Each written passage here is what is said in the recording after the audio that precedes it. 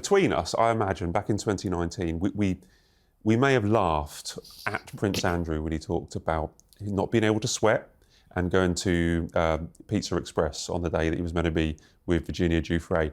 But this email's really serious. This email, front page of the Sun on Sunday this week, where he actually wrote to Jeffrey Epstein. He was a convicted paedophile 3 months after he last claimed that he'd never spoken to Jeffrey Epstein, or claimed that he was cutting off contact with Jeffrey Epstein, saying we're all in this together and we'll play again soon. This isn't a laughing matter anymore, is it, Ingrid? Especially that we'll play again soon. I don't know why people think that emails can't be accessed. No. I mean, that's the height of stupidity to say anything like that on an email. But Andrew is not renowned for his intelligence. And I just think it's we'll play again soon has all kind of connotations. And then he lied. He lied about when he last saw Jeffrey Epstein and had contact with him. And he lied on Newsnight. And it's the lying that is the really unpleasant part of all this. So if he lies about that, has he lied about everything? Because I think there was a slight groundswell of sympathy for Andrew, wasn't there? Because we didn't know, and we still don't know for sure, if the whole Virginia Giuffre thing is accurate.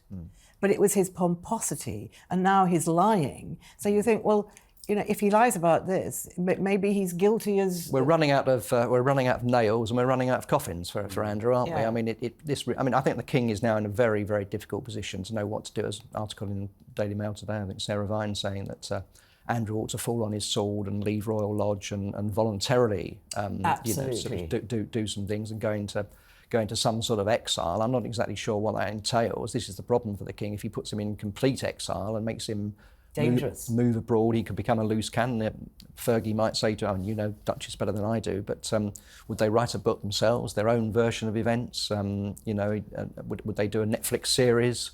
Would they move to Bahrain or somewhere? I mean, it's very, very difficult for him to know what to do, isn't it? In a way, he's safer where he is under the auspices of the royal family and under the auspices of his older brother. Well, then you've got the claim that possibly the King is, he gets in trouble because he's protecting him if he doesn't punish him. But they tried so much. But they can't throw him out. They can't throw him. He's got a cast iron leash. They can't throw him out. They've taken away his use of titles, taken away his, his royal roles. He can't be a working royal. They've taken away his funding. They've taken away his security. There's not much else the King can do. They're now relying on Andrew's own judgment and sense of honour to do the right thing. But we know from the past that is not something that we can rely on. No, I mean, at the end of the day, he's still a member of their family. I've never quite seen the point of banning him from Christmas or banning him from funerals. I mean, he might do himself a favour to keep a slightly lower profile and perhaps not be photographed going to church for a couple of years at Sandringham or whatever. He probably won't go for this Christmas, but I don't see you could. He didn't go last Christmas in the end, but I don't think you can ban him completely from family events. And there's not much point to it, but it's very difficult to know, as you say, how to punish him further, isn't it? Why can't you do that, Phil? Sorry, this is a disgrace. Honestly, there's been so many stories. Where's our red line? What's the final straw with Andrew? He's been caught lying, and he's been emailing this convicted paedophile. Yeah, but then what would he do then for the rest of his life? He's only in his early mid-60s, isn't he? What's he actually supposed to do for the next 20 years? That's not my problem. That's not your problem. It's his problem. Yeah. But it's the King's problem. Do you remember, Phil, at the very beginning, when this Epstein thing first started, Fergie and he did make a bit of an effort. Do you remember there was he went on television and he was packing up little parcels for people? Very well, probably. During COVID. Yes, during COVID. And I thought, that is the route he will take. But has he done that? Absolutely not. No. All he's done is played golf, watched television, and go riding around the Windsor estate. He said, didn't he, in the Emily Maitlis interview, that he was going to sort of try and make amends by getting involved in anti-slavery charity, which I think Beatrice or Eugenia are involved in, aren't they? Yeah. But we haven't seen any of that, have we? We haven't seen anything. So we haven't seen any kind of, Profumo-esque attempt. That's what I thought he might do, but Profumo got out of it. Well, you're too young to remember that. But he was younger, and he had, several decades to do it. Andrew hasn't got the time or the intelligence or the ability to do it. I don't think. I think he's got the inclination. Or the inclination. I think it's just the epitome. It kind of winds me up, this story. It really does, because he's been caught red-handed, and then the news will just disappear, and then there'll be another one in the 6 months' time. We're having the same conversation, the same. What are the repercussions? Isn't it? Because we've got Virginia Giuffre's book coming out, her posthumous book. But that's obviously going to be bad. Phil, apparently, all the staff at Royal Lodge are really worried because they don't know exactly where their next paycheck is going to come from. And Fergie and Andrew, and I include Fergie in this, but they both think it will all go away. But they cannot think that anymore because these emails are going to keep coming out. But they are just sitting tight, imagining this horrible scandal will just go away, like scandals have a habit of doing. But I'm with you, Matt, on this. I don't think this is going to go away at all. No. Epstein was convicted in 2008, maybe 2007, or one of the two. You met Andrew in 2010. The picture in the email came out in 2011.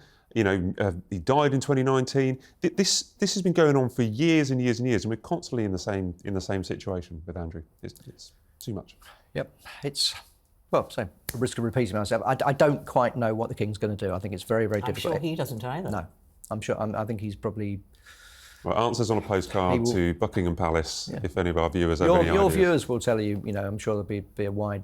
He'll claim that at the end of the day, he's never been convicted of anything. Which is true. Which is true. Yes. And you know, he has already paid a heavy price. But as you say, I don't think that's enough anymore. Yeah, I agree. Yeah. But what will happen? We're in the dark, aren't we? Yeah. Yeah, we are in the dark, and as I say, Groundhog Day, we'll be talking about this until something is done with Andrew. But, yeah.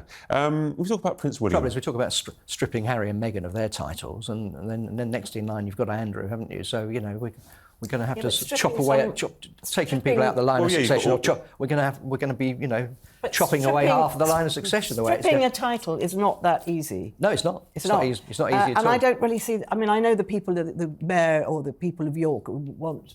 You know, they would be delighted if his title was stripped. But it's not that easy. Also, it was a gift from his mother, the Queen, on his wedding day. Yeah. And what right would Charles have to go against his mother's wishes? There's all that mother thing involved as well. So it's the easiest thing to do is rather hope it'll go away, which of course we know it won't. No. Well, things like getting rid of the title, Order of the Garter, etc. These are just almost just like symbolic changes, aren't they? These are just symbolic punishments rather than him actually facing up to what he's done about lying. You'll just make him more and more unfriendly, if you see what I mean. But my idea is he's probably got loads of friends in the Middle East or the Far East. He could go and have a lovely life playing golf in the sunshine. Like Juan Carlos went. If I was him, I'd go and live somewhere else. I'd say, well, I'm not wanted anymore. It's fairly obvious I've got no future here. Start a new life while you can. While you can, exactly. Edward VIII and Wallis Simpson spent their days over in France. Whether the estranged wife would go with him or not, I don't. You know much better than I do. I think she might have to. I think out of loyalty, I think she might have to. Just going to run and run and run. They're tied together, aren't they?